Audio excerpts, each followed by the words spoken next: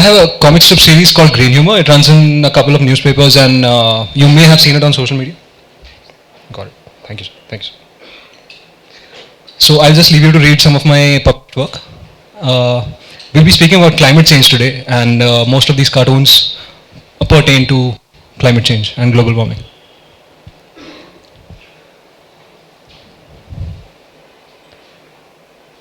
I need giggles as a cue to move on to the...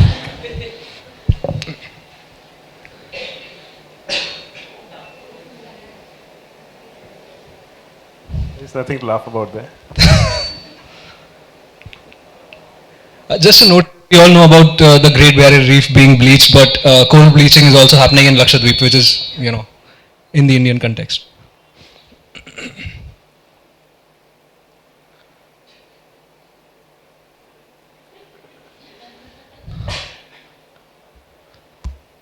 This bird was supposed to be our national bird, the Great Indian Bustard. It lost out to the peacock because there was fear of embarrassment of having its name misspelled. I'm not kidding, that was actually the case. And now it is on the verge of extinction because India does not have a policy to conserve grasslands. I will not name people here, I want to get out of this place alive.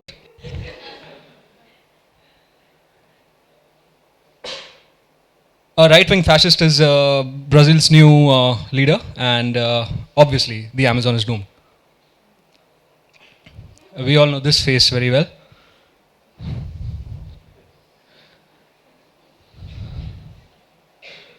And of course, climate change is not happening around the world, but also too close for our own comfort.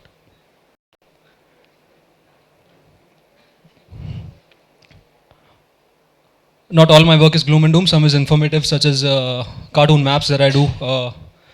This map gives you information of all the fauna that you find across India. India is not just about tigers and snakes and elephants, there's so much more.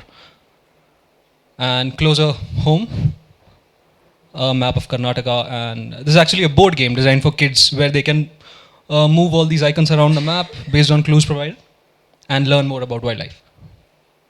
And I've done some books, some of which we'll be speaking about today. That's all. Thanks. Thank you, Rohan. So I was keen that Rohan show us our work before we got into weightier and more depressing topics. But I think his work essentially portrays and makes clear the extent of the challenge that is climate change communication. There's one thing to establish that there's climate change, and there's quite another to convince people that the climate is changing. So what we'll do today is that we have a wide variety of experiences thanks to our panelists. There is Aro here, who of course is who has the onerous task of convincing heads of state that there is a problem. And on the other end, you have Bijal, who's trying to convince school children that there is a problem. And you'll be surprised to hear that many of them are not at all convinced that there is a problem. So let's begin actually at the grassroots. And I'll ask Bijal to begin with some of her experiences in a place like Jodhpur, she was telling me, with some elite schools. And let's begin with the problem that you face there. Let me start by saying that, no, it's not, it's working. Let me start by saying that I only work with Right for Children because I honestly believe that children listen and comprehend, and then they decide to do something, unlike adults or grown-ups as we call them. I was telling Samar and Rohan that in January I went to Jodhpur for a literature festival, as it's the season for literature festivals, and I did something like 6 sessions with children, and these were children from fairly elite schools. They were international schools, they were English medium schools, and secondary, middle grade, senior students. And whenever I start a session, I start by asking them what do they know about climate change. And I think this was the first time that I was in a room full of children who had never heard the word climate change. And I was pretty gobsmacked by the whole thing because, children are very quick to grasp about things. And then when they come up with really smart guesses. Madam, the climate is changing. I said, that is true. 10 points to Gryffindor for that. But then we started talking about how it's January and it's not that cold in Jodhpur. Like, we were all only wearing one light jacket. And that's when the teachers would be like, हाँ, जब हम छोटे थे, it used to be much colder. And then we start connecting the dots. And the more I feel like, even, and this is not a problem limited to Jodhpur. If I go to Bombay, they think it's about polar bears and it's not happening to them. And this is a city, as Aro said, has seen some really extreme climate events. That said, I'm going to also just end this statement by saying that I've met children who could have literally written the books that we write, because they can rattle off facts at their fingertips. They can identify a bark gecko from a jumping spider. So I feel like there's hope yet, but there's something in the education system that's not worked when it comes to climate. Rohan, before we come to Rohan, what has your experience been, especially on, say, social media? Your communication is extremely visual. It's very easy to understand in that sense. What has your experience been when it's come to talking about climate change? Well, I see it as this. I may sound controversial, but consumption of information in India is blind. All right, people do not ask questions when they consume information. To give you an example, Alia Bhatt and Ranveer Singh. Bollywood sells them, India consumes them. No questions asked. Are they talented? Are they really meant to be? I won't answer that. The thing is, if it becomes a fad, it is going to be consumed. So what I'm trying to do is trying to make this a fad that India consumes without questioning. And well, as and when they do consume it, questions get asked. So and that's been happening thanks to social media, thanks to even newspapers putting out so much stuff on social media, and engaging so much of audience across age groups, not just children. So I think there is growing consciousness, and I would put it as this that it is sort of becoming a cool thing to know more about the environment, about changes, and that is helping the cause of communication. So I see it as a very positive development. Although there's a lot of work to be done, I see it as a very positive change. So climate change should become a fad. So how do we make climate change a fad? So Aro, I was just telling you, recently the Prime Minister was visiting the National Center for Biological Sciences, and he was talking to scientists there. And one of the scientists who worked on climate change was asked, so and what do you work on? So he said climate change. He said that's really good, but he said try to work on things that are relevant to India at all and not only to foreign countries. Now I have no editorial comment on this. This is just what I heard from the scientists who were present there. And then of course we have Trump, as you pointed out, is a climate change denier.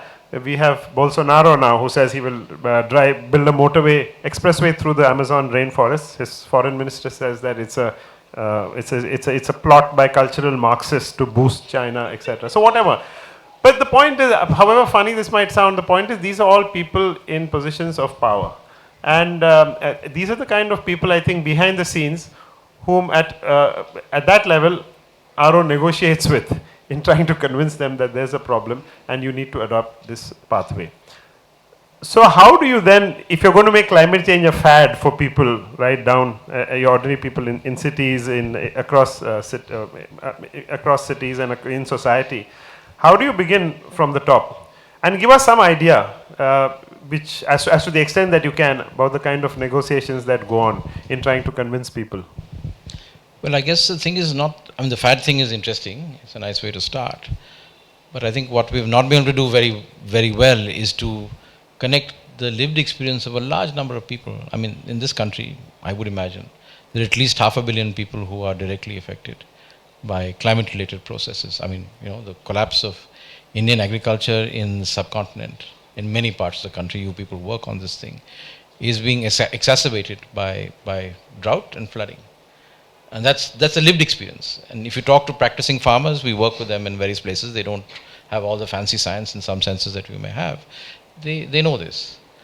The question is, how do you connect that up with let's say, the more evidence-based science and the policies that you need to bring in to make this change. And I think there's a huge, huge challenge, because the science community has been talking to itself for too long. It's captured a certain discourse. The heads of state or the executive and the policy people are looking at this, I would say, in 2 or 3 veins. People talk about this being a challenge. Actually, the Chinese state and the whole range of Chinese enterprises see this as one of the most significant opportunities. Why? Because they recognized many years ago, I would say 15, 20 years ago, that one of the dominant, or probably the single most dominant industry in Western hegemony, so to speak, we're talking about various hegemonies, is the fossil fuel industry. And if China has to emerge as the dominant global power, they not only have to protect their own, access to fuel, which they're doing in the Indian Ocean, etc., but also take over the next generation energy industry. And they're doing that. So this is stuff that we don't connect, especially in India. We're kind of mixed up all over the place, etc. Much of what's happening in India on renewable energy, for example, is happening using Chinese technology. Actually, the Chinese technology is not Chinese technology. It's Australian technology. The Chinese have just borrowed it maybe 10, 15 years ago and taken it to scale. So China currently controls about 70% of the world's capacity to make solar photovoltaics and 60% of the world's capacity for wind energy. And that transition is happening. So for them, it is a multi-trillion-dollar opportunity to be able to move the world from one form of energy to the other. They control a significant amount of the supply chains as far as that's concerned, and they have very active plans to do something which in their context it means saving the world. And I was with the chair of China Grid last year in September at the General Assembly in New York, and he made a very interesting argument. He said, look, there was a small country in Europe called Portugal which survived for about 20 days just on renewable energy. This is about the future. I'm not talking only about the problem, but how do we deal with the opportunity. And then, of course, he turned around and said, we have 3 provinces in China that have survived for 45 days without using any fossil fuels at all. Why? Because they are moving photovoltaic energy from Western China, 5,000 kilometers using high-tech HVDC lines to Eastern China. They're planning now to build those grids from China right across using the one belt, one road into Europe, into Africa. So when you think about it, and again, it's a question of thinking. They think about a production day in Shanghai where you can run all the production you want, including the city, because you're moving electricity all the way from Morocco, which is 7 or 8 hours away in terms of time zone to Shanghai, because the electrons are moving back and forth. They also see those same networks going into Alaska. They showed us a wonderful map going all the way down to Latin America. Fine. So what I'm saying is there is this confused discourse that they're, heads of state that don't believe climate change is happening. But this largest or the second largest economy in the world is actually moving very actively to make the transition. So, the Europeans are a little bit different because they see this as a huge challenge. In fact, we were just speaking just now about the fact that literally every day in a European city, they have been, over the last 2 or 3 months, these school strikes. Yesterday was Brussels, and then Greta Thunberg was at WEF and stuff like that. There is there's a, in a sense, I would say, a very active consciousness about young people that their future is being stolen from them, not only in terms of jobs, but in terms of the way that they'd like to live. And it's becoming quite real. So the Europeans look at this as an opportunity to transition. You can see that happening after what happened in Fukushima. Germany went off all its nuclear. Now it's made a commitment to go off all its coal, etc. But remember, these countries are sitting at $40,000, $50,000, $60,000 per capita. We're sitting at under 2,000. The challenge for us is very different because we have energy poverty in our country. So I think one of the key narratives as far as we're concerned is how do we make sure that everybody in this country has access to enough electricity for lighting and pumping and running a motor, whatever it is. At the same time, changing the energy source. When one of our biggest macroeconomic challenges is our oil and gas import bill. That's what drives a lot of our inflation. And I don't think we have an adequate narrative at the moment. And I think that's, how do we actually move out of it? Because it ties in with agriculture, It ties in with our process of industrialization. And of course, it ties in with our cities. What we're doing in our cities just now is a sure recipe for taking us not to two, and this is a story that people don't tell. I mean, what we arrived at in Paris when we negotiated Paris, everybody talks about 2 degrees, etc. That's what the IPCC was saying, that you have to keep below the guardrail of 2. Actually, we've now lowered it to 1.5. The Paris Climate Agreement actually, as negotiated, will take the world to between 2.9 and 3.5 degrees. And it's completely unimaginable what that would be like. Even 2 is unimaginable. We did the assessment. I did the assessment 5 years ago for cities across the world. And basically, it makes no difference whether you're in New York or London or you're in Dar es Salaam or Bombay. The difference between collapse is maybe 10 years. A rich city will take 10 years longer to collapse. And primarily for very simple reasons. Because your agricultural systems will collapse first. In some places, in other cases, your water supply systems will collapse. So what we call ecosystem services, they will collapse. And we don't know how to manage things because for 5,000 years of agriculture, we've been working in a regime which has been very benign on the climate. Our farmers and our entire systems have no idea how to manage in these extreme regimes. So it is a remarkable social change that's required. I mean, this is not a lot of technical stuff that's inside this, but really it's a change of culture. So a lot of what we heard from you just now, and of course, quite alarmist. I get the feeling that sense of urgency and the sense that it is here and now, it's unfolding as we speak, isn't actually prevalent not at all. Not at all. And as you said, this is the whole question of joining the dots. We hear flashes of these things. So the challenge then is for communicators is to join those dots and create that narrative. And that itself is a problem, as you said, because it's a question of lived experiences which we don't have. You were talking of a simple thing like illustrations that you make in your books, and one of them there's this grapefruit which I thought were grapes. So she said they weren't, and most kids cannot identify them. So and they're jamuns, which you don't see because when we were kids we used to collect jamuns and bring them home. Now it's very rare to see a jamun tree. In fact, here while I was coming here in an auto rickshaw, the auto rickshaw driver suddenly started talking about saying traffic nodi hengitu modle hagide ivattu etc. Then he started saying that he said anyway that is it. See, those are the orange bowl there. I misidentified them as well. They were not grapes. And what did you say that other people say they were? Children call them blueberries. Blueberries. Yeah. Which is even more frightening. Which is really frightening. Climate inappropriate, I think, than blueberries. So this auto rickshaw driver also started talking about how the weather has changed, how the trees have gone, and at least they've stopped that steel flyover. He knew all about this. I said, they have restarted. He said, what? When? I said, day before yesterday, they are going to chop down some 3,000 trees or something. And then, of course, he was ranting on for the next 5 minutes about how things are going from, the doom and despair is at hand. That sense of doom and despair, are we conveying it adequately? And how do we convey it? I mean, from what you hear from someone like Aro, this doom and despair, there's no other way to put it.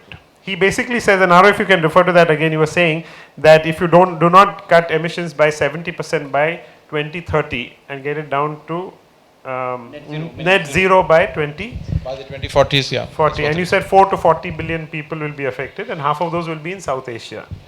So this is here and now. Yeah, absolutely. Yeah. So how do you convey this? I'm going to talk about what I know best because I work with books and pretty much that's it. And I find that narrative, whether it's fiction, non-fiction, is a great way of getting children to care. But there's this author called Robert Macfarlane in the UK who collects words, nature words, forgotten words. And in the preface of his book called Landmarks, he writes this really shocking thing, which I'm just going to read out. It says that the Oxford University Press, which makes dictionaries, they were updating it and they actually left out a bunch of words because they felt they were no longer relevant to childhood. The words were acorn, adder, acorn, adder, ash, kingfisher, fern, otter, among others. And they were replaced with stuff like MP3 player, blogs, uploads. And it made me realize that perhaps one of the things that we're not doing very well is that we're not conveying. That's like, I think Amitav Ghosh wrote in The Great Derangement that literature has failed climate movement, but I think children's literature has not failed the climate movement. You'll still find stories of climate in children's books. Like, I'm carrying this, my favorite climate book. It's called The Trouble with Dragons, and it uses the metaphor of dragons to talk about how human beings are causing climate change.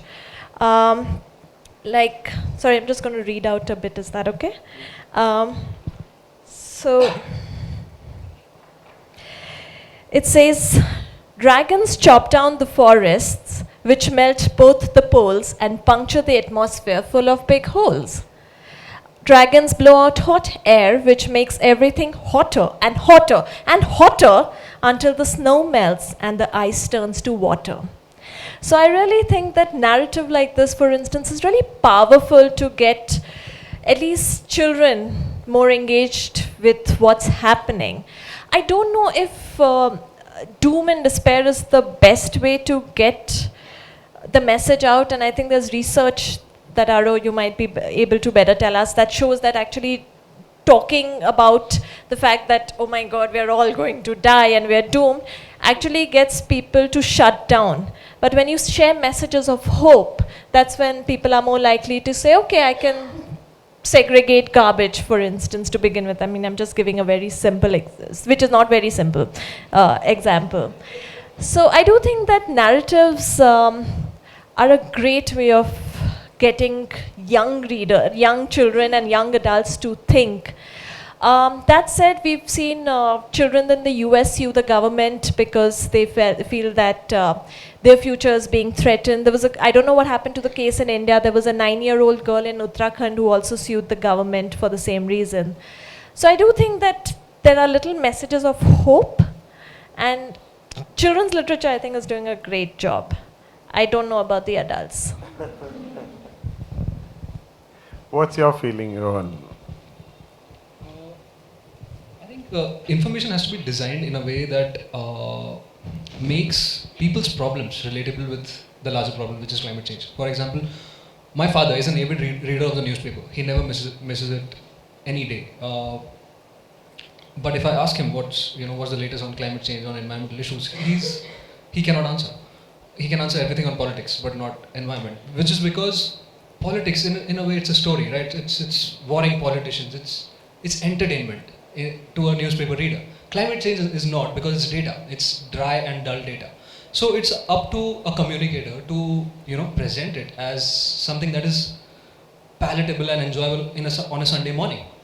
And I think that's where a lot of the kind of work I do comes into play, because it's visual. It has humor, and humor, I think it's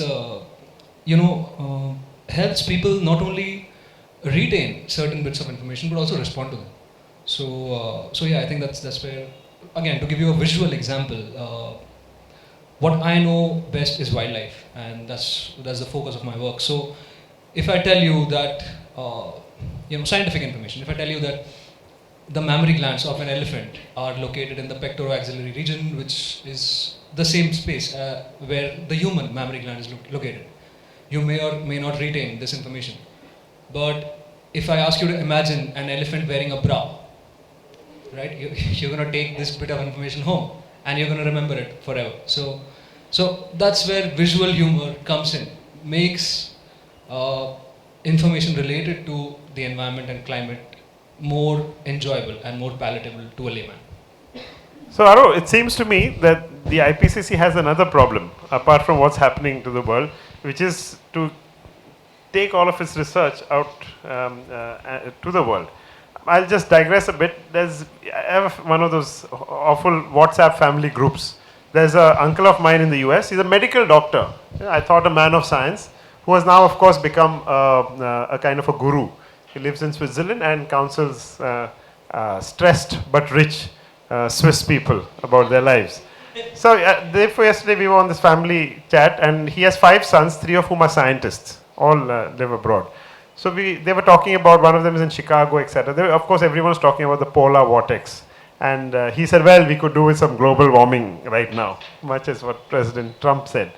And then I said, and one or two of his sons said, and I said that, this is actually somewhat related to what's going on. And in any case, this does not diminish global warming. He said, yes, but is this caused by human activity?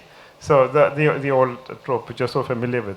So I sent him links to the latest NASA research or the European Environment Agency. I said, here's the answer. And then he said, Samar, I don't want to read all this. I don't want to believe all this. This is all nonsense. That's the kind of skepticism you deal with.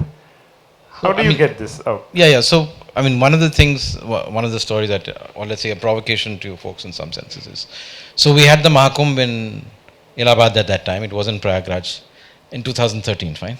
We just changed the name recently. So Kumbh happens every 12 years. So the question in a sense you're asking people, and this I asked to politicians in UP is, ठीक है, 2013 में ये था, 25 में ये होगा, और 37 में क्या होगा? Because it's a 12-year cycle that's there. So at least there was an ECMOD report that just came out yesterday. Everybody from Al Jazeera to whatever it is has come out with that. Basically, what will probably happen is we will have extensive flooding starting in the 2020s, if we continue at the same rate, whether India and otherwise. But in 2037, it's possible that the river will start running dry. So the question we're asking is, what will the Kumbh be like in 37? Or certainly in 49? Will there be a Kumbh? Will it be possible for us to conceive of it? And this is in sort of a question of both identity and imagination for a large number of people. And if you can't have a Kumbh because there's no water, how will you bring water to the Kumbh if it's not there at all?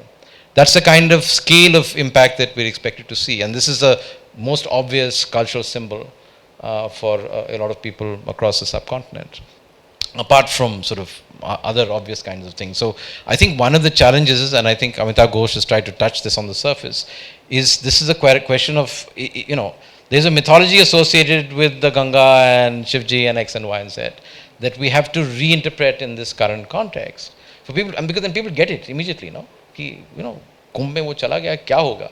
This is something, if you're in Uttarakhand, then you say कि हमने बहुत पाप किया, प्रायश्चित करना पड़ेगा, etc.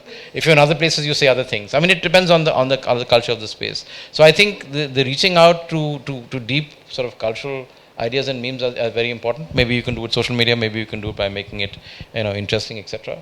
We're not able to make that connection, and that's the classic thing of somebody who thinks science or works with science in part of their life, and then is basing their stuff on folk understanding or folk mythology in other spaces. And we have to bridge that, because in the lived experience you will bridge that. You will stop having water, you will start having conflict on land and whatever it is which you see. The farmers in Mandya will finally cut off the pumps that provide water to Bangalore. That's how it will play itself out. So all the science stuff and the physics is very interesting, but this will play itself out in the politics we're talking about. The beginnings of it you can see in the fight between Tamil Nadu and Karnataka and Upper Riparian, Lower Riparian. These are about very practical things. It's about ki pani hoga hi nahi. Can I actually grow my crops in a particular area? Can we live in this kind of thing that's there? Or if you go to Malleshwaram, or forget Malleshwaram, if you go to Baswangudi and look at older houses where there were never fans. Even now there are houses that are no fans. The challenge, of course, with children is, they have limited experiences. But people who are 50 or 60 or 70 years old, or, getting on, they can see that. It's clear. And, Bangalore, objective evidence is there that urban heat island plus whatever it is, IIHS has done the work. You're adding 6 degrees. We're designing an entire campus to actually deal with a temperature elevation of about 4 degrees above minimum, which means that we're now having to think what happens for those 80, 90 days between, let's say, February and April, where it becomes almost impossible to actually provide passive cooling systems. So you have to, this is real stuff. Unfortunately, the physics is real. It doesn't, you can't run against, unfortunately, second law and a whole range of other things. You can say whatever it is, you can tell whatever stories you are, depending on who you are. It's like the guys who said AIDS was not happening in Africa. So I think there is an opportunity here in the cinematic world, in the social media world, in the area of, of a whole range of other things, to make this something that people can connect with and they can relate to.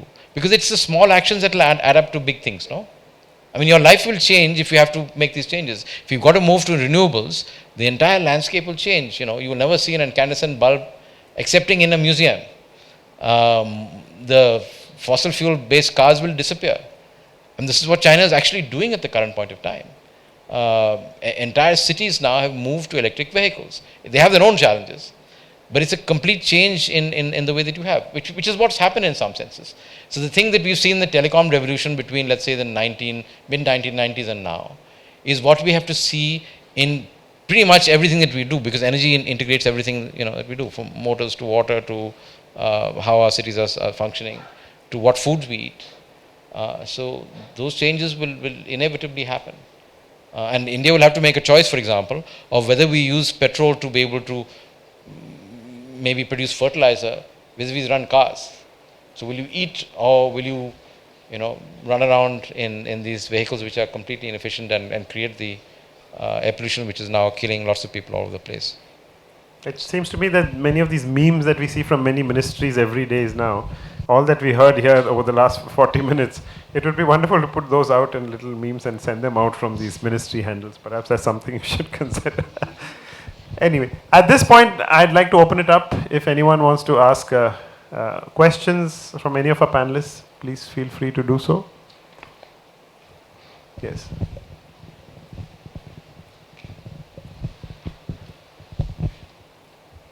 Sir, this question is to Mr. Ravi.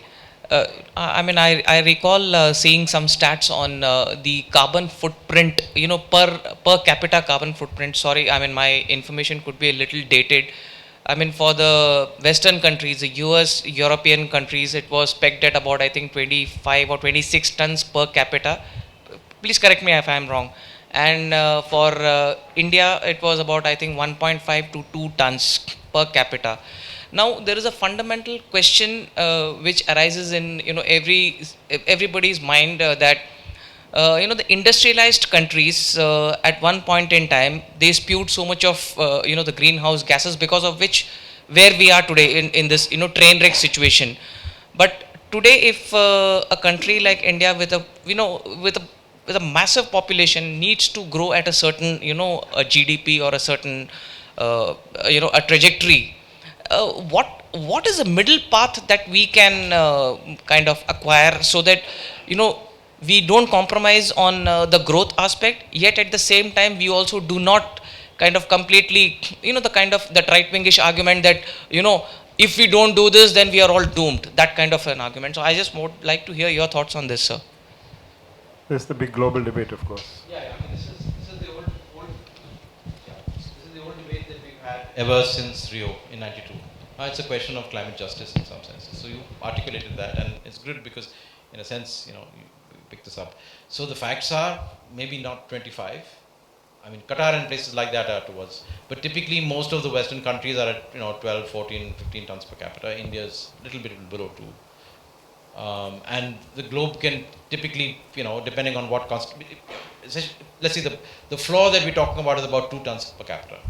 The challenge for us is that we have we'll have in 7 years' time the largest population in the world. We also have the largest population in the world that doesn't have access to energy. And if you don't provide that energy, people will not have jobs, and it's whatever. Our development is dependent on that. So we have to provide people energy. The question is, where do we provide it for? The only resource that we have control over is coal, and coal is very dirty, it displaces people locally, it has all kinds of other challenges that's there. So in the short run, India would inevitably have to work with coal. But the implication for us is also very difficult, because if a country of India's scale, like China has done over the last 20 years, emits that kind of stuff to coal, we're actually contributing to the breakdown of food security in a whole range of things in India in 15 years' time or 20 years' time. So we're actually, digging our own grave, so to speak, as we work itself out. So it's great to talk about climate justice. We can't enforce it. This is a big decision. This is a thing that's what happened in the climate negotiations, of course.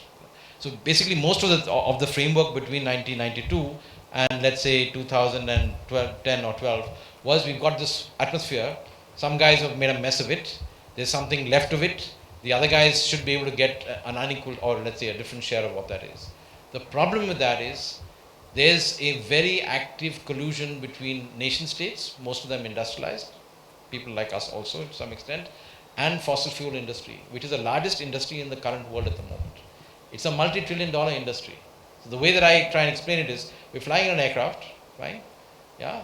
The aircraft is actually about to crash, fine. There's, a voice in the cockpit which is saying pull up, but the cockpit door is shut. It's been shut for 25 years. When we've gone from 0.5 degrees above pre-industrial to 1 degree. Yeah? And who's in the cockpit? The large oil, gas and coal companies and the heads of state. And they're negotiating among themselves. Okay? Many of us are sitting, like the crew saying, no, things are not so bad. Everybody else doesn't know what's happening. Fine. Actually, what we have to do is we have to open the window, get off and change the engines of that plane. Yeah, because the plane is being driven by fossil fuels. We have to change that. The engine has to be changed in 15 or 20 years time at the latest. If we don't, we're going to have so much carbon dioxide in the atmosphere that the impacts are going to be very severe. The numbers are quite clear just now. At 1.5 degrees, about 40 million people are going to suffer from severe food insecurity, which is what you see in many parts of Africa, some parts of India. At 2 degrees, and we're going to go, remember I said 2.9, there are going to be 400 million people who are going to be affected. So like what we say, for every 0.1 degree, the difference is between 40 and 400. It's an exponential change. And once you put the carbon dioxide in the atmosphere, you can't do anything about it. You have to take it out. So there are ways of taking it out, but the implication of taking it out for India is like horrific. Because the only way of taking it out is by growing a lot of forest and using biofuels. And if you use biofuels, we're going to have huge conflict because the biofuels need land and they need water. Okay? And if you've got to provide food for 1.5 billion people versus having biofuels, you're in a very difficult situation. So we have to actually, we have to break this knot and effectively change the way it's working, because nobody else is going to help us. The impact is going to come on us for sure. And it's going to affect hundreds of millions of people. That's why the New York Times misquoted me on this. Whatever. Basically what I said was that Bangladesh is preparing to move at least 10 to 15 million people from the coastal areas in the Sundarbans. We're not thinking of that as yet, into inland areas, because it's unviable at the moment. And this is sea level rise, which is going to happen in the latter part of the century, not now. Fine? But you can start to see the impacts in places like the Sundarbans. They're moving 15 million people inland. That's there. So the question is, when you have a country of 200 million people, where it becomes completely unviable to do anything for about 50 or 100 million people. Essentially what I said is that it doesn't matter whether you have a wall or not. Fine? The wall won't contain people. You can contain 1 million people to the wall. You can contain 10 million people to the wall. We know what happened in 71. You can't contain 50 million people moving to the wall. And this will happen on both sides as far as we're concerned. They, of course, reinterpret it in terms of Trump. That's a separate story. But that's the scale of changes that we're going to see. And it's going to grow exponentially. It's not going to go linearly. That's the interesting thing that the science is telling us. Hence, we have to act now. And the other big message that I think on the climate science thing we've told very badly is, it is not only about your children. It's absolutely about your children. But it's about you. Because we're now living 70 or 80 years. So what you choose to do today, the kind of vehicle you take, the kind of carbon miles I spend flying around doing climate change work, or whatever it is, if I don't offset it, what you do today, you're going to see the impacts of that in your lifetime. So don't buy real estate along the waterfront in Bombay. Just very, very practical things as far as that's concerned. Think about the city you're living in, because it'll either be, horribly polluted and you'll be at 800, 900 ppm, or you won't have water inside it. Right? So, we have to think of a different way of doing things. There's no running away anymore. The world is too full. There are too many of us. And even though we are doing 1.5 tons per capita, or now 2, it's going to come back to bite us. It's really going to happen in your lifetime. There's no unfortunate way about that. And the science will deal with the latter part of it, but the conflict will come before that. That I think the social scientists are quite aware of in some ways. Sorry. On that jolly note, other questions?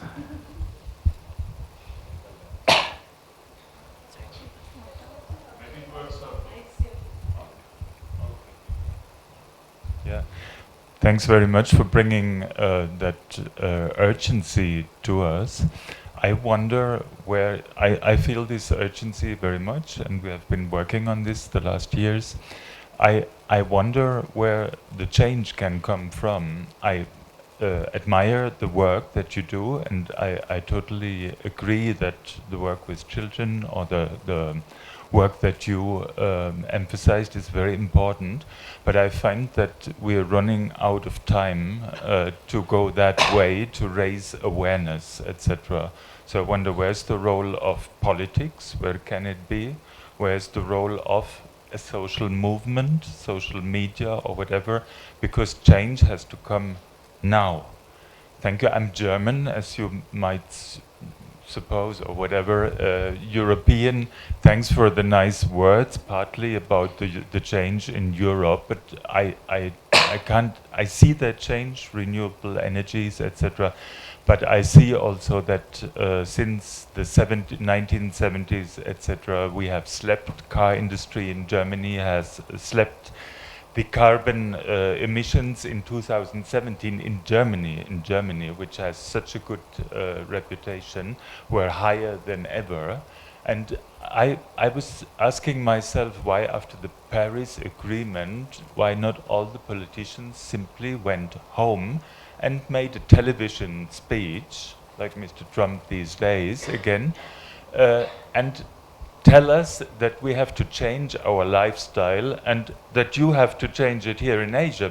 It's very simple, you said it, almost 50% of the people live in Asia, and I think, as Mr. Ghosh writes, the Himalaya glaciers, they are melting even in the double speed than the polar caps, so there's no way out of it. So where does the change come from? I'm sorry to emphasize again this urgency, but I really feel it as a big threat, and I think we should really very urgently, very fastly do something about it. Do either of you want to address that? Whoever, it's you're right for all of you, yeah. You're right about time running out, and there's very little time to make people aware. But I believe that the media has a big role to play, because I'll give you an example. You remember the bird that was supposed to be our national bird, the great Indian bustard? It's in very bad shape, all right? It's on the verge of extinction. But the Prime Minister of India recently wrote a letter about it to the state of Rajasthan, urging immediate action to, take some steps. How often do you hear about Narendra Modi tweeting or writing about wildlife, right? That's because Sanctuary Asia Wildlife magazine in Bombay did a campaign called, what was it?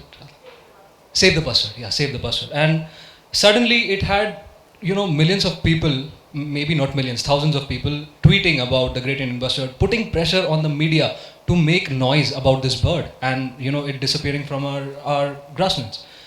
And that kind of urge, it is, after all, political action is a product of what we are discussing, what the media is discussing.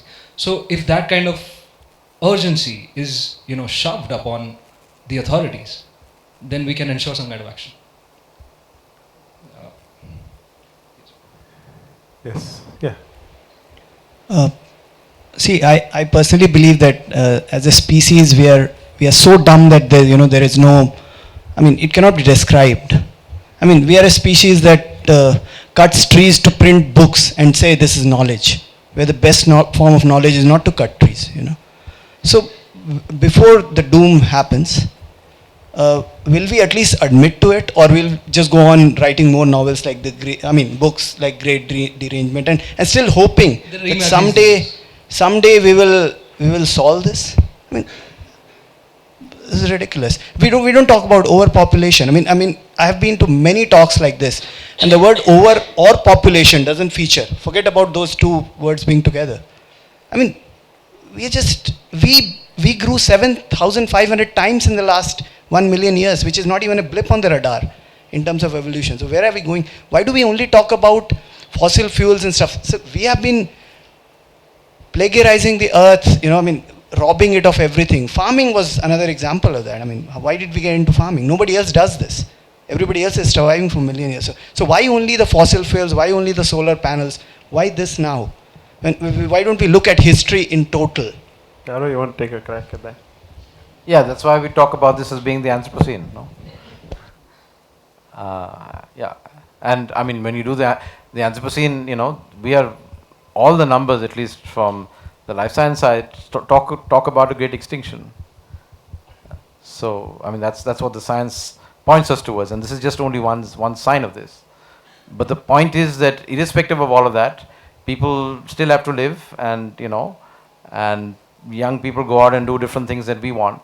So, of course, I agree with you on a larger time scale, but people live for today and for tomorrow and for next election and X, Y, and Z. So we have to connect with that reality too. Otherwise, if that doesn't change, then other stuff don't change. But yeah, you're right. I mean, in the larger scale of things, you're absolutely right. I just want to add to this. When I do sessions with children, I actually put up a picture of my book and I write, "This book was once a tree." And then we end up talking about how the paper came from trees. And then I do this exercise where I get everyone to look around them, and we're usually in a room like this, and I say, what comes from nature? And it takes a while for everyone to go beyond furniture or trees, and then they come to cloth, then they come to air, then they come to water. And I think I'm going to turn this around and say that maybe one of the things that we should do is, and what we all are perhaps trying to do, is we need to get better connected to the environment. We've really alienated ourselves and we see it as the other, which it's not. We are part of it. And I think getting into like this came from that is very important, but also recognizing what we take from the environment is perhaps most important. Yeah, I have a question. My name is Samir, and the question is regarding the Ganges, the Ganga. So Gomukh, from where which is basically the mouth of the cow is what it translates to, is the source of the Ganges. And it's the glacier behind Gomukh, which is Gangotri, which is the real source of water for the Ganges. So Ganges is India's holiest river, and it flows through India's holiest city, which is Varanasi. I read an article which stated, not an article, it was a documentary, I think on Discovery, which said that currently Ganges is at its worst polluted level ever. So post spending crores of rupees on various operations to clean Ganges, this is where we stand. I studied at an institute where the Ganges flowed behind my hostel, and I saw literally bodies of humans and animals floating down the river. This was 25 years ago when I graduated from that institute. So over the course of 4 years that I did my bachelor's, that's what I saw. And about 40 years ago, the worst pollution to the Ganges used to start at Kanpur because of the leather industry there and the effluents from that industry. Today that has gone further upriver all the way to Rishikesh because of several pharma and various other industries, which are, some of them are literally on the banks of the Ganges, thanks to the various initiatives from the Uttarakhand government to come and to basically welcome industries to come and set up there. So the holiest river in the country, which is venerated as Mother Ganga, and then we have the holiest cities down the banks of the country, of that river, and this is the condition. Give me hope. You want to say something? No, I mean, I don't think. Give you hope. I think it's going to become a lot worse. I mean, all the way from, I know that river fairly well from the upper reaches downwards. So, Gomukh, the recession has been happening for a long time, and temperature elevations are going to make it worse. There was a major report that came out literally last week from ICMOR that looked at not only that glacier, but a whole range of other things. It's also the Satluj system, even the Brahmaputra system, etc. So that change is kind of happening in some ways. The challenge is, I think, also this question that maybe, so when you talk to children and you ask them where, let's say milk comes from, or where orange juice comes from, and they say it comes from the orange juice tree or it comes from the orange juice pack, there's a disconnection that's there. I think one of the core questions, this question of holiness also comes from the idea of cyclicity. That's one of the sort of key sort of mythological processes that sort of we've broken that in some senses. We've been able to successfully sell everybody, including ourselves, the idea that life is linear, it comes to an end, and you can do whatever you want to in this thing and nothing happens later. Yeah? And hence you can linearize everything that you do. You can produce stuff and junk it and nothing's going to come back to you. The fact is it's coming back to us in a big way. So local pollution and resource stuff is very obvious. The climate one is much more difficult because it is actually happening, in the polar caps and various other things. So the stuff that you're putting out is making the atmosphere a sewer, and that's impacting a whole range of things that are coming back to bite you. We're talking about, ice here.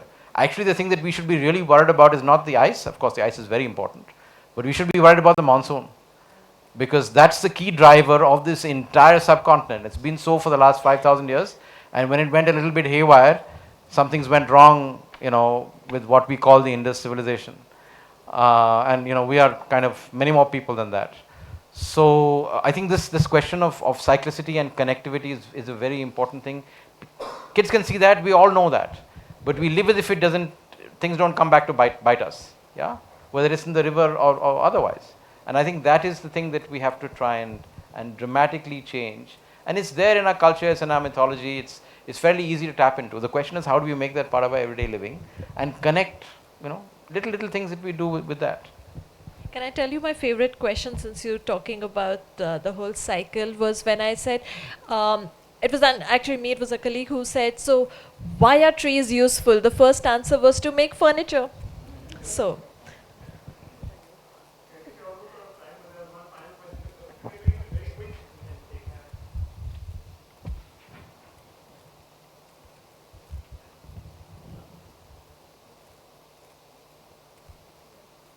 So Aromar, one of the outcomes of the research in China show that because of the large urban centers which have been created in the last 20 years, a lot of population from central China and West China have moved to these centers, which means that a lot of new land is available for forests as well as for other uses, which would be nature-based solutions for climate change. And we have seen similar patterns in Brazil and some of the other countries. So will we see a repeat of that in India as well, where we see a lot of big cities coming up? And obviously there's an argument where cities themselves are, because of the kind of demands they have for services. But if we just stick to this argument where urbanization helps climate change by making available a lot of new land for forests and other purposes, will we see a similar thing happening in India? Well, that's you asking me to project the future. But I mean, two things. The first thing is, if you look at many parts of Europe, in some senses, see, climate change is one of many big environmental changes. We don't talk about the other ones. We don't talk about the oceans. We don't talk about desertification. And they're all part of the same system, fine? It's not, they're all connected in some ways. So, we picked up climate because the climate guys have actually become much better communicators than other people. And there's a problem there. But if you look at the European industrialization that took place, starting from the 1617, it was driven by a whole range of environmental changes. So whether in the UK, cutting down forests and then moving to coal. So these transitions work itself out, and land use has come back in some ways. But what China is doing is very interesting, but also very dangerous for it, because it can be very fragile. When you move 150, 200 million people into a region, you're concentrating risk, fine? And these risks are multidimensional. So if you take the Beijing, Tianjin, that axis that's there, you're concentrating risk in a region, you're exposed to flooding, which is going to come with climate, fine? Because you'll have drought and flooding at the same time. You're exposed to sea level rise at the same time. So you'll gain at one end and you lose at the other. And that's because we are not looking at the interconnections. I think India has a very interesting opportunity because we're still a rural country. And most of the technologies that we have at the moment are focused on decentralization. See, what fossil fuel did was, you're taking a lot of sunlight that went in at the Cretaceous or whatever it is, 100, 200 million years ago, it was captured into plants, and you're releasing this in 100 years. That's what you're doing effectively, yeah? And then you're releasing carbon dioxide along with other greenhouse gases. It's not necessary for us, and what that does is, it concentrates power. So the industrial cities were created because of that, because you can bring all the energy together in one place, the institutions get concentrated, and you get a huge amount of value added, but you also get the other stuff. You get poverty, you get class warfare, you get all the nasty things that cities bring to you. We have the opportunity of a much more balanced, decentralized urbanization, which China has rejected. And I think we really have to look at that very, very carefully, because then the questions of where your food can come from, how you can balance your other things out become possible. But more important, it's much more in tune with our cultural ethos. India is still a country in which people are tied to the land, unfortunately or fortunately, right? People don't migrate in this place very easily. They'll move back and forth to take a job and whatever it is, but eventually, if you look at the census statistics, they will typically come back and stay where they are. So we have, I think, an interesting cultural opportunity, because renewable energy, renewable water use, decentralized soil management is all about trying to do things differently. And cities have to also do that. You have to re-enable the cycles that are there. When you bring in food into the city, we see it as waste that's been pushed down into whatever, Aromar and all that kind of other stuff. Actually, it's nutrients. There's a tremendous amount of nutrients that you're concentrating there. So if you actually enable urban agriculture, and you can see this building does this. We have some food that we grow on the roof. We actually do very, very high energy efficiency and water efficiency in this building. It's not difficult to do, and we measure it. So if you guys want to look at the stuff, we've reduced energy and water use here by about 50-60%. We're measuring it every 5 minutes in this place. So it's possible to do this stuff with small amounts of resources. So there's another way that we have to think of that balances the rural and the urban, that doesn't dichotomize them, that doesn't separate nature and people and sees them as whatever it is. And I think that's what a lot of people here are trying to look for. But we have to do that in our own life. You have to grow stuff, you have to use less water, you have to choose to use active transport. And the system has to change. Because, if 10% of the world does it, it doesn't make a damn difference.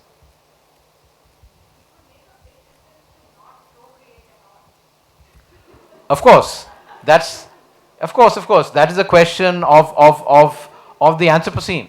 So either you'll be forced to do that or work otherwise. But I think, if you look at, I don't want to monopolize the conversation, but if you look at the last 100 years of social development, there are certain things that actually drive that very clearly, and we don't do that. So reproductive choice, education, we know that makes a huge difference, no? Or dealing with the question of son preference. Are we talking about gender here? That's one of the most significant drivers of India's population growth. It's about son preference. So you change that and you change the demographics of this country, but it takes 20 years or one generation for that to happen. I'm very sorry, totally out of time. Thank you for an excellent panel for all the points they've given us to ponder, and thank you all for being here today.